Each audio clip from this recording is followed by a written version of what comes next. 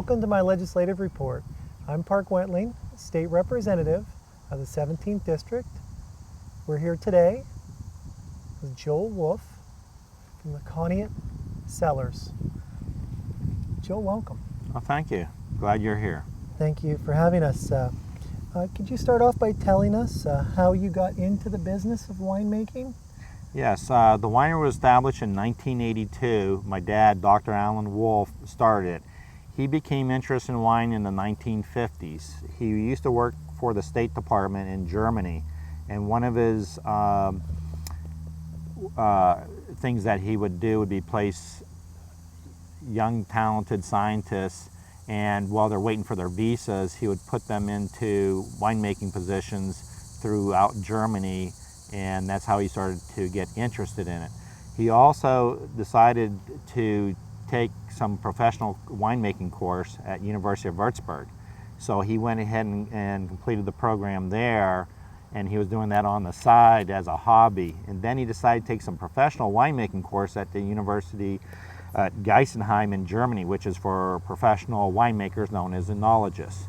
And that's where he got bit with the bug. Then when he decided to leave the State Department because of starting a family and kids, he came back to Pennsylvania. Back then you could not have a winery until 1968 with the Limited Winery Act of that year.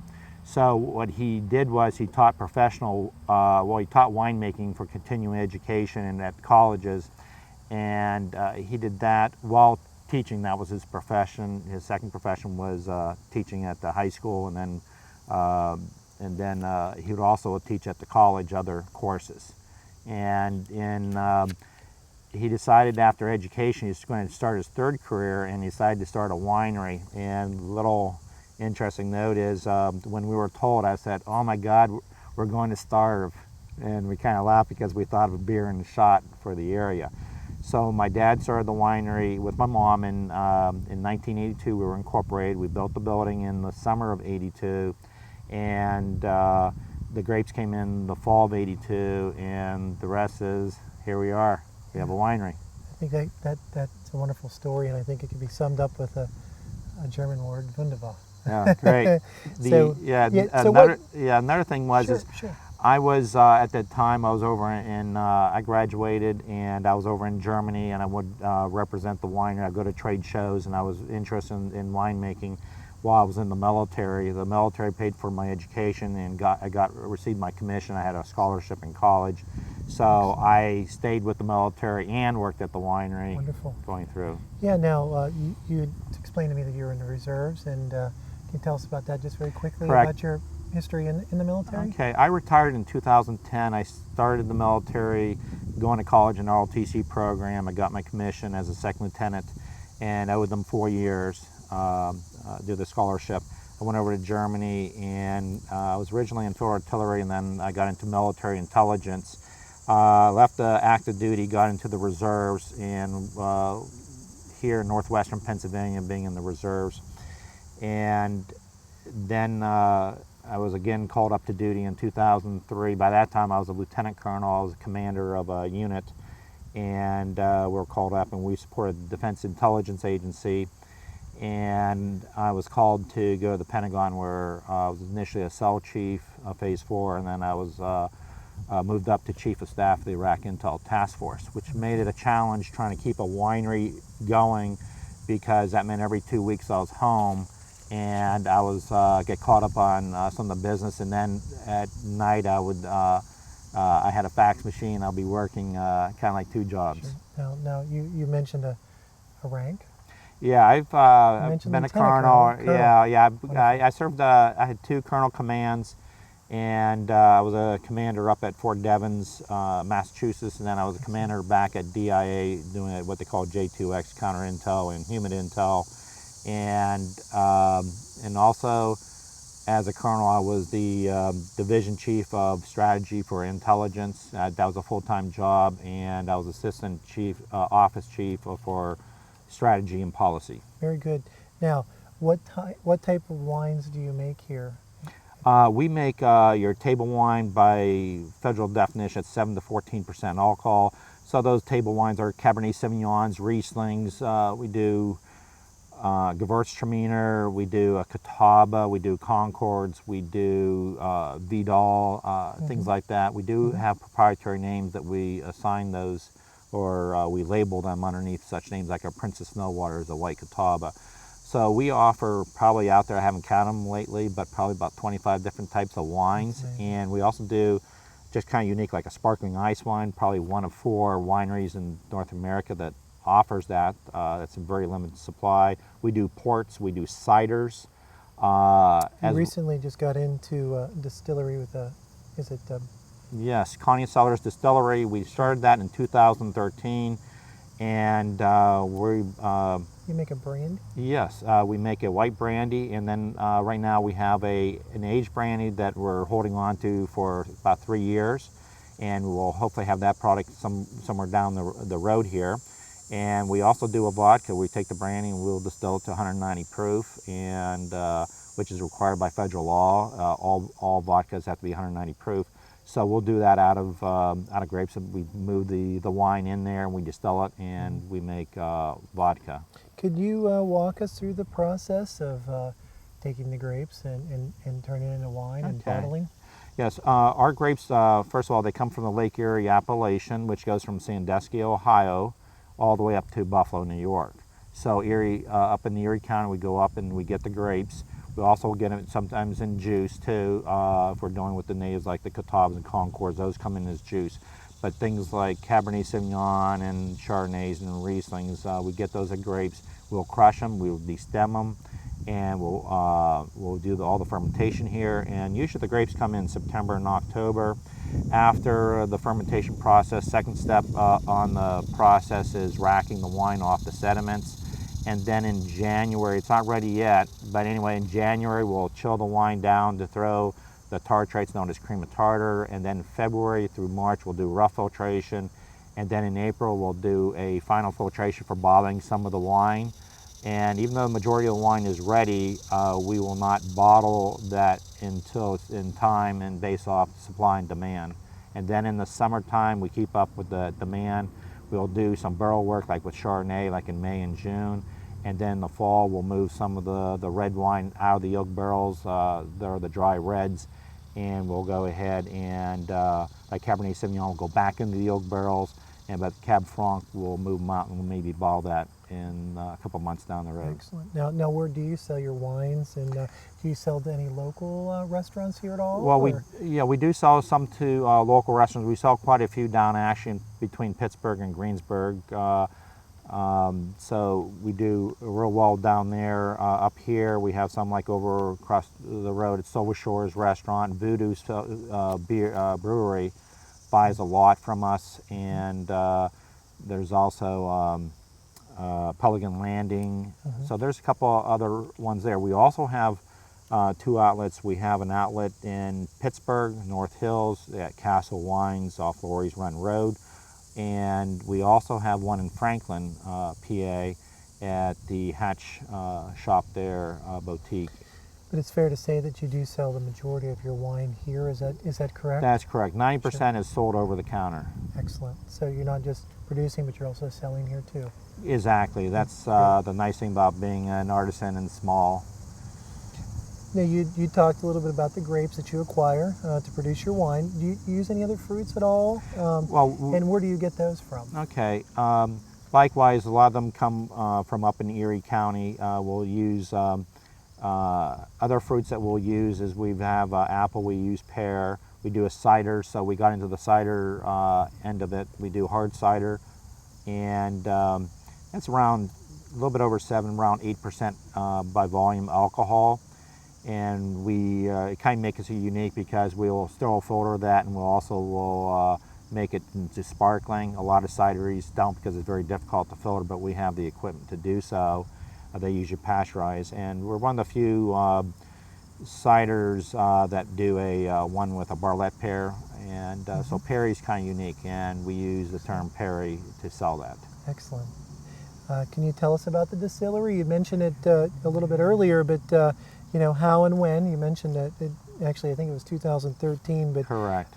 what about that segment of your business, and how are you growing that? Okay, well, it's a slow process all along. A lot of people think that we start a winery and we threw millions of dollars in. No, this is over many, many years, you know. Sure. So you're looking over 34 years. Slowly, we try to do a lot of financing internally. Occasionally, we will go out and with the economic development, when we had to add on with the building, something major like that, then we will. However, a lot of the equipment is bought in piecemeal, so our distilleries is no difference. So when we bought the one still or electric one that works off solar power, which I believe we were the first distillery in Pennsylvania to do to have solar power, and one of the few as far as wineries go too. And so we use that. We call that Little John. We do our vodka out of that, and then we have one that's out of Chicago, done by BDA Fabrications, and we took that still and we built it. We have a lot of tool and die makers in this county, and so one of them turned around and helped us build that. So we do our brandies out of that, and we just got it converted to handle on the grain distilling to do our whiskeys. We just bought the mash tun. A mash tun is a cooker where you cook the grains to, and when you cook it, it's called a mash. And so we're still getting that in progress right now of installing that. Hopefully next beyond month the we brandy, should. you'll have whiskey available too. Exactly. We plan on and the doing a vodka. bourbon. Sure, Yeah, we plan sure. on doing a bourbon first because of the corn consistency to make it a little far as sweeter. But we also want to do rye because Western Pennsylvania, in Pennsylvania, you got to do a rye. So we're going to copy what they did like in Meadville Distilling, except use modern techniques. We're going to eventually come out with a 100 proof, 100% rye. Excellent. So as the owner of a winery, you're participating in the top two industries in Pennsylvania, agriculture and tourism. Tell us how these two are tied together here at the Conneaut Cellars, and also how you have the knowledge of each. So tell us about that. Yeah, well, answering your second question first, it takes Sure. a lot of years with knowledge, and every time you answer a question, it seems like 10 more pop up. And that's part of being a professional. We look at overall the alcohol industry, really understanding it. Even if it might be something that I don't make or produce here, I still have to know something about it Sure. to be professional. And the other thing is, The tourism. yeah, there's sure. tourism in here in Conneaut Lake. Obviously, people down the Pittsburgh area is well known for coming up here, and so we rely on the tourism very heavily. As far as agriculture goes, obviously we're using not only now grapes and fruit, but we're also using grains. So we'll be buying grains, local grains, and for our distillery. And basically, you're seeing a product that's grown locally, and that we're able to make a finished product with it. And people can come into Crawford County and buy something that's kind of unique, that's made here. Yes. It's not made elsewhere. So we obviously spoke about the tourism piece, but what type of events do you offer here at the winery? What we do is in the early spring, or I should say in February, we do have a Valentine's red wine chocolate event, which we do, which does very well, and we get specials as far as with red wine. People can try some of that, and then we have around St. Patrick's Day weekend, we'll do the same thing, except this time we will feature the white wines. That's all indoor because of the weather. And then in April, this last full weekend in April, we have our open house, and there we'll have little tidbits of food that people can try for free, and we want to show them how you can cook with wine. It's our, thanks, we're starting the year out, and it gives them a chance to try the new year. We have our Blues Fest, which we have back here. You can see the pavilion behind us, and the bands go into there with the barrel truss. It makes it really nice for the sound, and people come. That's the Saturday before Father's Day. So, Father's Day is usually the third Sunday in June. And the next event that we're having coming up is, we've been doing this for about 25 years for the fall picnic, and that is always a Sunday after Labor Day. So September 11th of this year, 2016, we're having that. And do you collaborate with others to promote the industry? Yes, here? we do. One nice thing is with the Pennsylvania Wine Association, we get together and we try to help promote. There's some things legislatively which we really need, which they have helped over the past for us since we've started. And also we run into unique things, whether it's somebody's trying to start a distillery, they come over, or they're having issues, or a piece of equipment breaks down. I run up to Presque Isle, or the guy over in Ohio, he needed 2 of our presses, so we load them on the back of the truck because we have our bigger press. So you have an association, you really Correct. help each other out. And the other thing is, we also have with Penn State and Cornell, we go up usually in the spring through the summer. We have a once-a-month meeting with the winemakers, and so we keep tabs on each other, and it's good because it's a friendly competition. Thank you so much, Joel, for sharing your story. Do you mind if we take a tour of your facility? No, I'll be glad to show you around. Excellent. Thank you very much. You're welcome. Joel, would you like to share with us a little bit about your wine storage? Sure. These are oak barrels. These are white oak barrels, and that's pretty much common in the industry. They are 3-year air dried, and we use French oak and we use Pennsylvania oak. The Pennsylvania oak comes down near Butler, PA. Some come a little bit south of Pittsburgh, and they take them out to California where they air dry them for 3 years, as I said, and they assemble it and we buy it. And we usually use that for red wine because with our Cabernet Sauvignon or Cab Francs, that makes it a little different flavor. The oak barrels will give it a different forest tannin. Also, versus say white wine, which is a little bit lighter and stuff, it matures, it's called maturization, and it gives it a little more of a body. It's a more heavier when you sip it. And also, sometimes you'll get that little bit of aftertaste, that little buttery taste, where when we use stainless steel tanks, what happens is we end up with more of the fruit characteristics on it. And the other thing is we get asked a lot is, how long do we keep oak barrels? Usually we maintain our oak barrels for about 5 years for wine.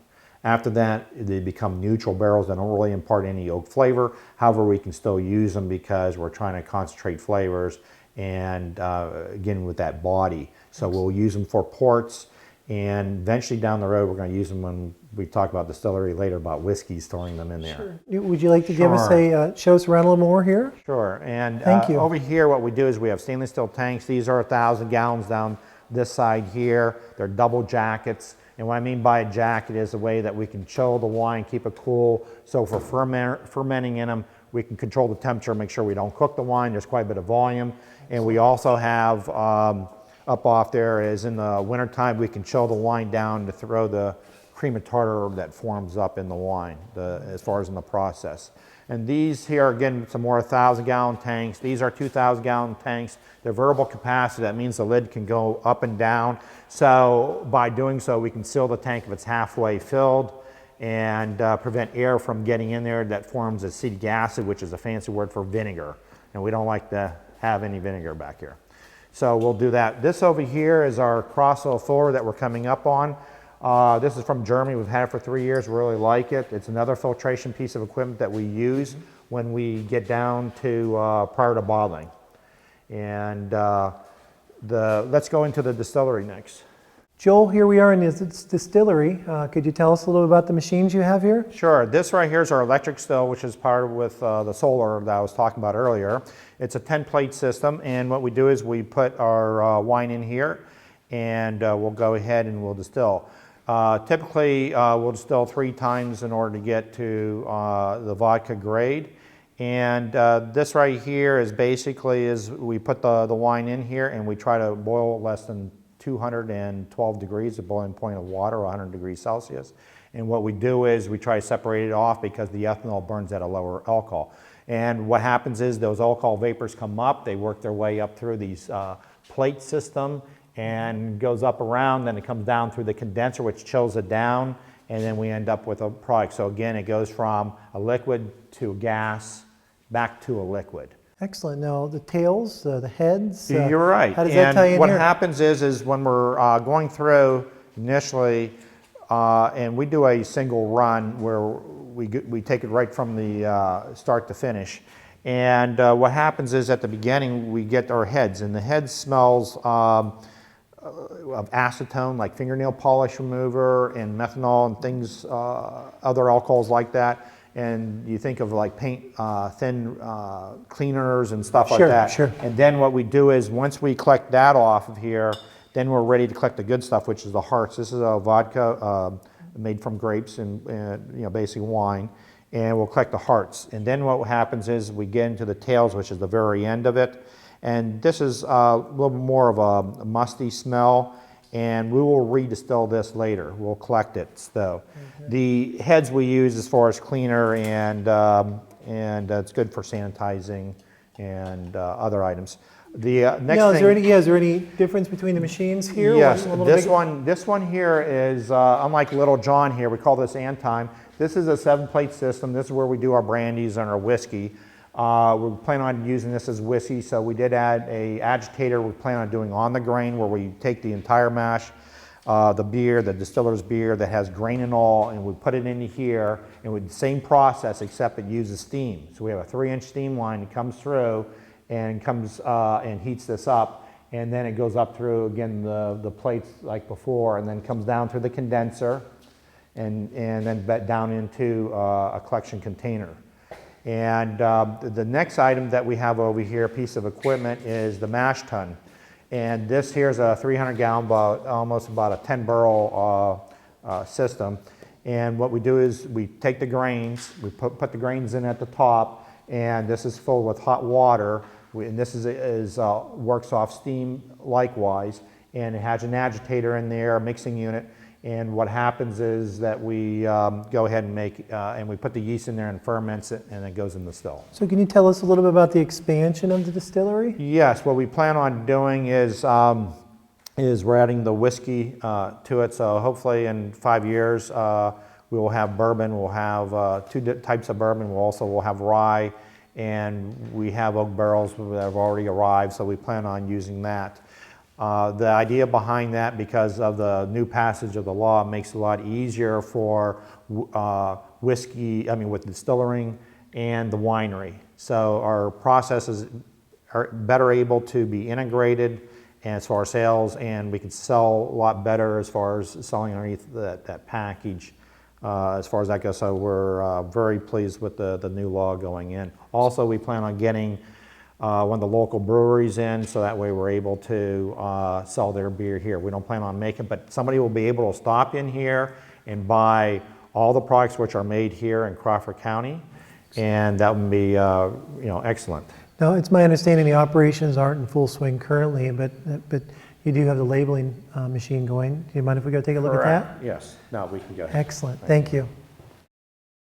Joel, would you like to tell us about your bottling operation? Sure. These are bottling tanks, and we'll take the wine from there, goes through a pump, and we'll take it and it'll go through our 30-inch cartridge filter, and then from there it'll go up and into the bowl, the monoblock bottling machine, and then from there, this is 12 spouts, and it bottles up to about 2,000 bottles per hour, so it takes us about an hour and a half to do the 550 gallons. Comes over here, corks them, and then after the corks are placed in, they come over here. We actually take them off, then later when we have time, we'll go ahead and label. And then you see Marcus here. Marcus is up from Georgia, who is our distiller. And also our winemaker, Chuck, which is not here right now, but he's been with us since the early 1990s. Go ahead, Marcus. Why don't you go ahead and run some bottles through the label.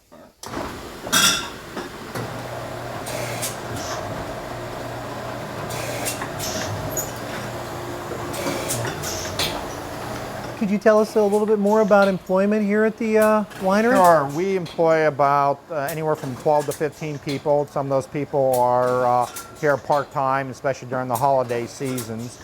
And so we keep ourselves busy as far as that goes. Okay, well, let's go ahead, and I'm going to put this into a box here. Let me see here. You can see Cabernet Sauvignon, Salisbury Red, which is a blend. And so anyway, what we do is we take the balls and we put them upside down to keep the corks moist. And we just put these right in here, as such.